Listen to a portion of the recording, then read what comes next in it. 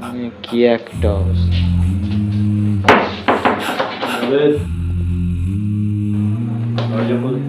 হ্যাঁ ভাই আসছি।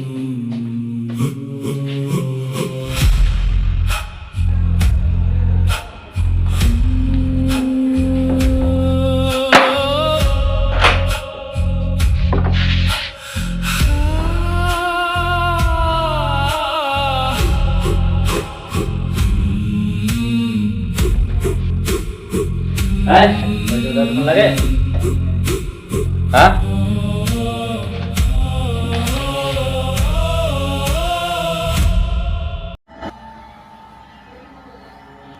ছেড়ে দেবো, ছেড়ে দিলাম। এরকম তুমি কিন্তু হেভি বাড়াবাড়ি করছো। আমি আবার কি বাড়াবাড়ি করলাম? হ্যাঁ কি বলছিস তুই এগুলো? এই তুমি কিন্তু সকাল থেকে সবার সাথে খারাপ ব্যবহার করছো, সবাইকে মারপিট করছো, মারছো সবাইকে, এত খারাপ ব্যবহার করছো কেন? আমি খারাপ ব্যবহার করছি না, আমি খারাপ ব্যবহার করছি। খারাপ ব্যবহার ভাই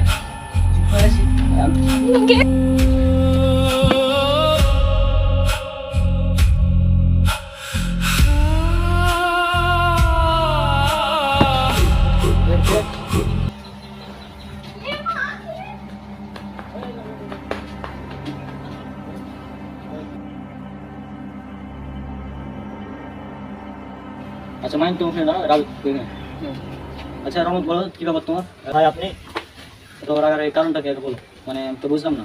আমি এখানেই দেখলাম যে তোমাদের কি পাচ্ছিল, এর কারণটা কি?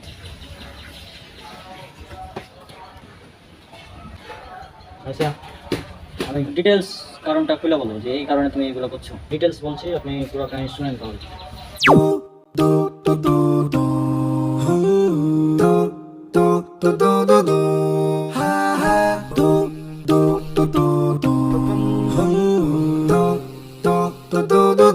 আমিত, একটা জিনিস দেখতে আসো।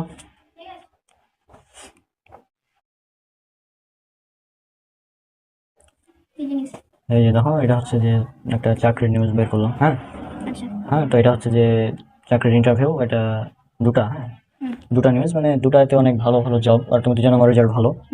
হ্যাঁ তো সেক্ষেত্রে যদি আমরা চাকরিটা যদি আমি করি, হ্যাঁ তাহলে কিন্তু দেখা যাবে যে মাসে অনেক ইনকাম। তো আমি ইন্টারভিউ দিতে যাবো আগামীকাল, তখন দেখা যাক কি হয়। যদি হয় তাহলে তো হয়ে গেল, না হলে কিছু করার নাই, তাই না?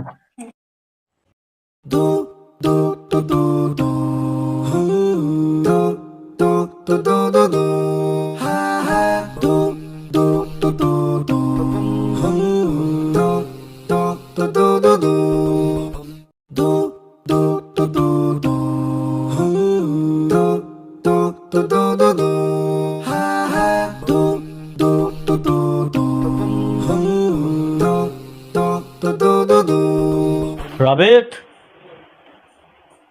রাবেত, কথা হচ্ছে যে আমি হচ্ছে ইন্টারভিউ দিতে যাচ্ছি। হ্যাঁ তো দোয়া করো, দেখা যাক কি হয়। হুম ভালো করে হ্যাঁ, ইন্টারভিউ। আর আমি যাচ্ছি, গেটটা লাগিয়ে দেবে, ঠিক আছে? আচ্ছা ঠিক আছে। আচ্ছা রনক, এখানে তো অনেক গরম, মানে চলো আমরা বাসায় যাই নাকি? বাসায় চলো, আমি বিষয়টা দেখছি।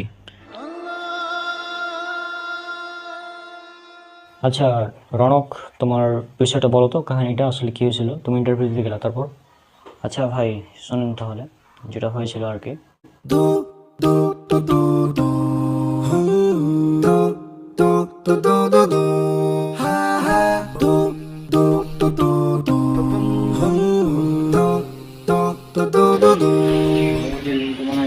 দেখতাম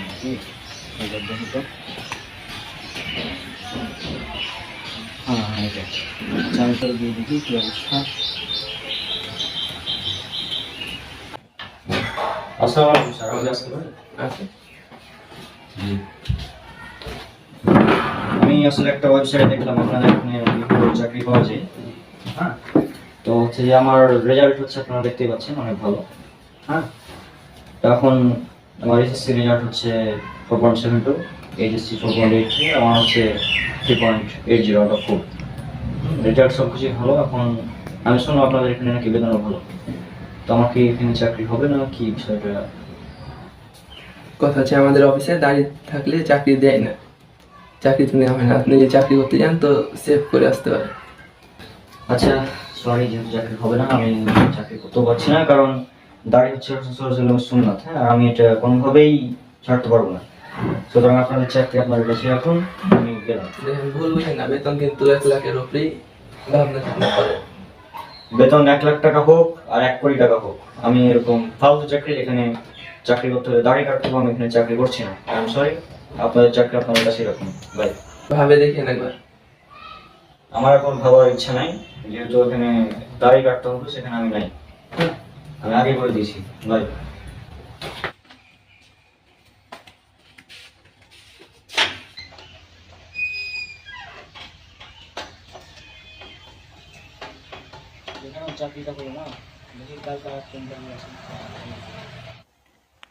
তাহলে চিন্তা করুন বিষয়টা কেমন, যে আমি জাস্ট যে আমার মুখে দাঁড়িয়ে আছে এই জন্য আমার চাকরিটা হলো না, তাই না? এই বিষয়টা সত্যি অনেক ভয়াবহ। আর আমি তো কোনোভাবে এটার সাথে কম্প্রোমাইজ করবো না, কারণ দাঁড়িয়ে হচ্ছে রাসূলুল্লাহ সুন্নাত। মানে কি একটা অবস্থা বলো, তুমি দাঁড়িয়ে রেখেছো এই জন্য তোমাকে চাকরি দেওয়া হলো না। আসলে বুঝি না আমি বিষয়গুলো কেমন, মানে এইসব কোম্পানি মানে কেন আর কি। আমার এই দাড়ি একটা মাছেরও ক্ষতি করতে পারবে না, সেখানে দাড়ির কারণে চাকরি হবে না, এটা মানে কেমন একটা অবস্থা সমাজের।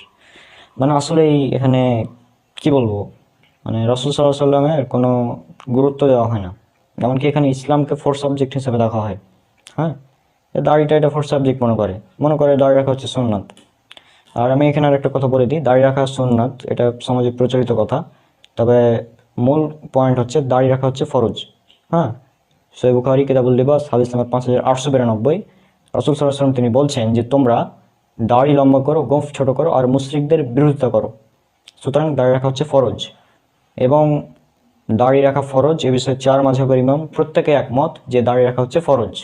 হানাফি, শাফি, মালিকি, হাম্বলি সবাই একমত দাড়ি রাখা ফরজ। হ্যাঁ, কিন্তু এক মুষ্টির পরে দাড়ি কাটতে পারবে কি পারবে না এটা নিয়ে হচ্ছে ইখতিলাফ। তো ওইদিকে আমরা যাচ্ছি না, দাড়ি রাখা হচ্ছে ফরজ। হ্যাঁ, জি জি, আপনি ঠিকই বলেছেন, দাড়ি রাখাটা আসলে ফরজ, তবে সমাজে প্রচলিত আছে সুন্নাত। আর আমি এখানে আরেকটু কথা অ্যাড করে দিই, সেটা হচ্ছে আমাদের প্রিয় শায়েখ ডক্টর খন্দকার আব্দুল্লাহ জাহাঙ্গীর রাহিমাহুল্লাহ তিনি বলতেন যে রাসূল সাল্লাল্লাহু আলাইহি ওয়াসাল্লাম দাড়ি রেখেছেন, সেজন্য দাড়ি রাখা হচ্ছে সুন্নাত। তিনি দাড়ি রাখতে আদেশ করেছেন, এই জন্য দাড়ি রাখা হচ্ছে ওয়াজিব। আর দাড়ি কাটেন তিনি নিষেধ করেছেন, এই জন্য হচ্ছে দাড়ি কাটা হারাম। হ্যাঁ হ্যাঁ হ্যাঁ, আমাদের শেখ আব্দুল্লাহ জাহাঙ্গীর রাহিমাহুল্লাহ এটাই বলতেন যে দাড়ি রাসূল সাল্লাল্লাহু আলাইহি ওয়াসাল্লাম রেখেছেন তাই সুন্নাত, হ্যাঁ, তিনি রাখতে আদেশ করেছেন তাই ওয়াজিব, কাটতে নিষেধ করেছেন তাই হারাম। এটা আসলেই সত্য। তো আমরা যে কথাটা বলি যে আসলে দাড়ির কারণে চাকরি না দেওয়া, এটা আসলে খুবই দুঃখজনক। আর আমাদের সমাজে অনেক যুবকরা আছে, তারা একটা চাকরির লোভে পড়ে দাড়ি কেটে ফেলে, যেটা আসলেই মানে ঠিক না। আর দাড়ি হচ্ছে একমাত্র সুন্নাত যেটা মৃত্যুর পরেও আমার সাথে থাকবে। সুতরাং এটা নিয়ে কোনোভাবেই কম্প্রোমাইজ করা যাবে না। সুতরাং তোমার এই কাজটা অবশ্যই ভালো ছিল, ওই যত টাকারই চাকরি হোক না কেন দাড়ি আমি কাটছি না, এটা তোমার একটা ভালো পয়েন্ট ছিল আর কি। হ্যাঁ হ্যাঁ হ্যাঁ, তো এই জন্য আর কি আমি দাড়িটা কোনোভাবেই কাটছি না। এতে আমার 1 লক্ষ+ বেতনের চাকরিও যদি হলো না, কোনো ব্যাপার না, রিজিকের মালিক আল্লাহ, নো প্রবলেম। তো তারপর কি হলো বলো তো? তো এরপরে যেটা হলো সেটা হচ্ছে,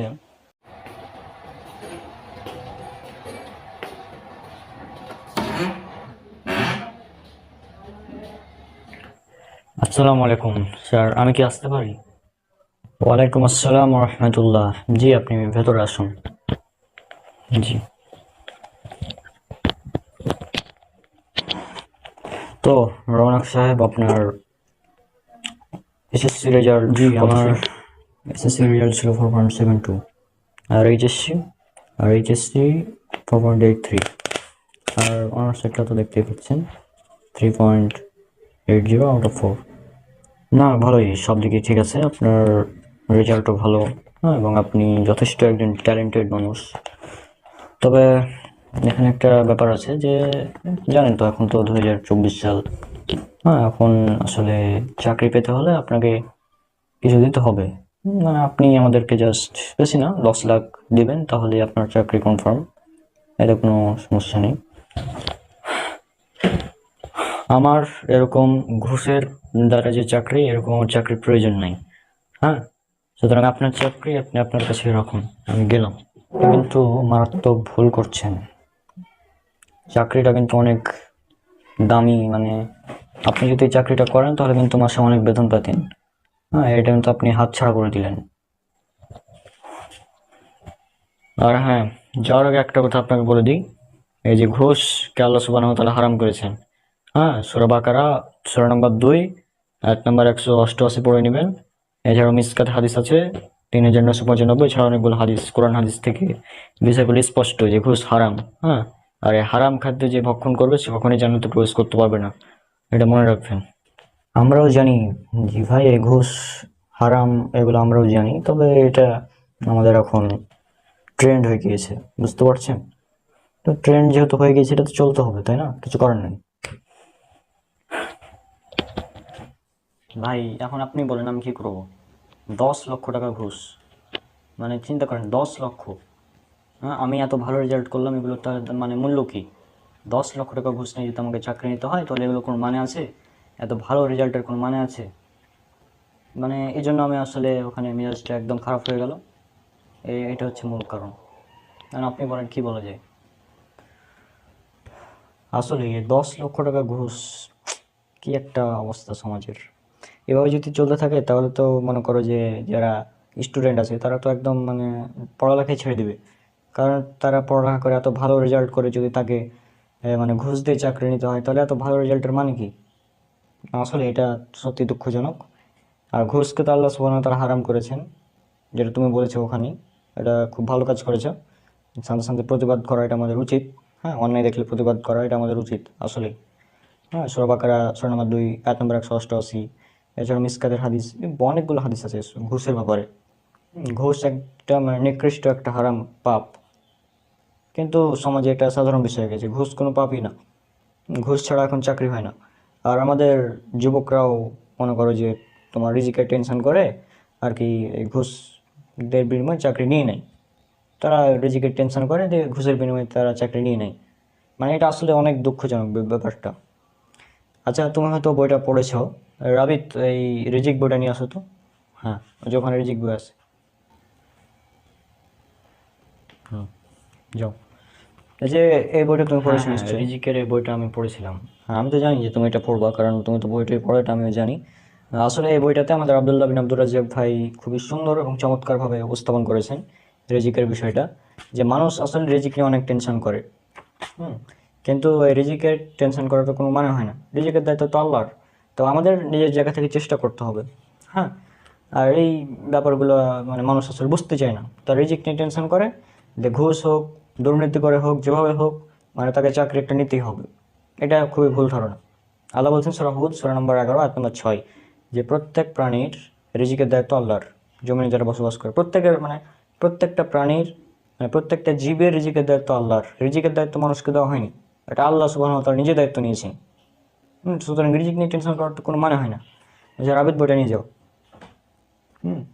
তো এই ব্যাপারগুলো আসলে মানুষ বুঝতে চায় না, এই জন্য আর কি প্রবলেম হয়ে যায়।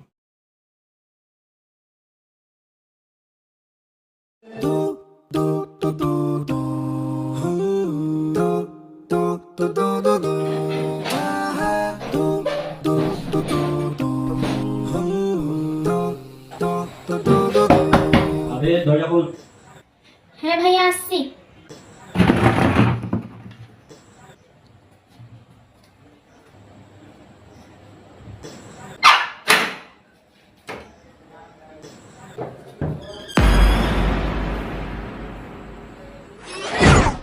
এই দরজা খুলে এতক্ষণ লাগে? হ্যাঁ,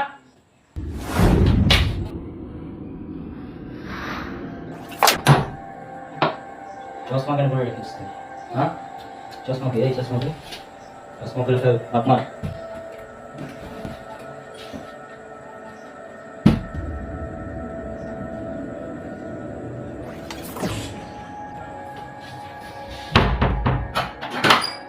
আরে শোন, মেজাজ একদম খারাপ হয়ে আছে। তুই আজ কোনো ধরনের কথা বলবি না। তুই তোর কাছে কথা বলিস তো তোর এমন অবস্থা করবো যে তুই টেরও পাবি। এখানে বাস চুপচাপ বসবি, এখন চুপচাপ বসবি, আমি যেটা বলবো সেটাই করবি, ঠিক আছে? কোনো চালাকি না। এগুলা কোনো কাজ নেই, বুঝলি? কি হলো ভাইয়া, তোমার মেজাজ এত খারাপ কেন? এই তোকে বললাম না কোন কথা বলবি না, তারপরে বলছিস। আগে বলে বিছানায় চাদর কে চেঞ্জ করেছে? হ্যাঁ, আম্মা করেছে। আম্মা করেছে। তাহলে ঠিক আছে, যদি তুই করতে তো এখানে পুঁতে ফেলে দিতাম, বুঝলি? মেজাজটাই খারাপ করে গেল শোনা। কি যে করা যায়, কি করা যায়? হয়েছেটা কি? এই কি হয়েছে মানে? কি হয়েছে মানে? দেখবি তুই, দেখবি? এই যে এগুলো কি, এগুলো কি? দেখ দেখ এগুলো কি, দেখ এটা কি, দেখ এটা কি? সার্টিফিকেট। সার্টিফিকেট এটা না? এটা সার্টিফিকেট, এটা সার্টিফিকেট, এটা সার্টিফিকেট, এটা সার্টিফিকেট, এটা সার্টিফিকেট। এটা কি? এটা এসে এসএসসি সার্টিফিকেট ভাঙলো। এই এসে 4.72 জিপিএ, এটা এইচএসসি সার্টিফিকেট ভাঙলো, ছিঁড়লাম। আর এটা হচ্ছে অনার্স, অনার্সের সার্টিফিকেট, বুঝলি? আর সঙ্গে কিছু তোমার ইচ্ছা আছে? ভাই, আর তুমি এসব সার্টিফিকেট ছিঁড়লে কেন? তুমি কি পাগল? এবার তো তোমার চাকরি হবে না। এই আমার চাকরি হবে আর কি হবে না, এটা তোর কি? হ্যাঁ, সার্টিফিকেট ছিঁড়লাম, এবার পুরাবো। এই যে ওখানে গ্যাস লাইট আছে, গ্যাস লাইট লে যা, লে লে সার্টিফিকেট। দেখ তোর চোখের সামনে পুরাবো এখন, দেখ এই যে সার্টিফিকেট। আর বলবি সার্টিফিকেটের কথা? বলবি যাবে না? বলবি আর? এই তুই কোথায় যাচ্ছিস কেন? এটা দেখছিস আগুন, আগুনে তো একদম জ্বালিয়ে দেবো।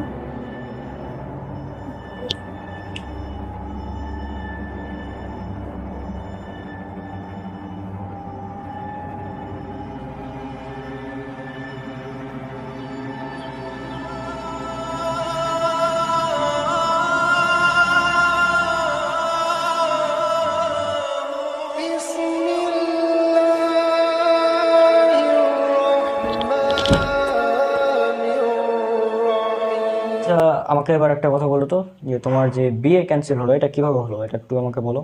ভাই আর বলেন না, আমার বিয়ে ক্যান্সেল হওয়ার মূল কারণ যদি শুনেন আপনি নিজে অবাক হয়ে যাবেন। তাহলে শুনুন, আমি যখন ওই আমার সার্টিফিকেটগুলো আগুন দিয়ে জ্বালালাম, তারপরে একটা ফোন আসলো।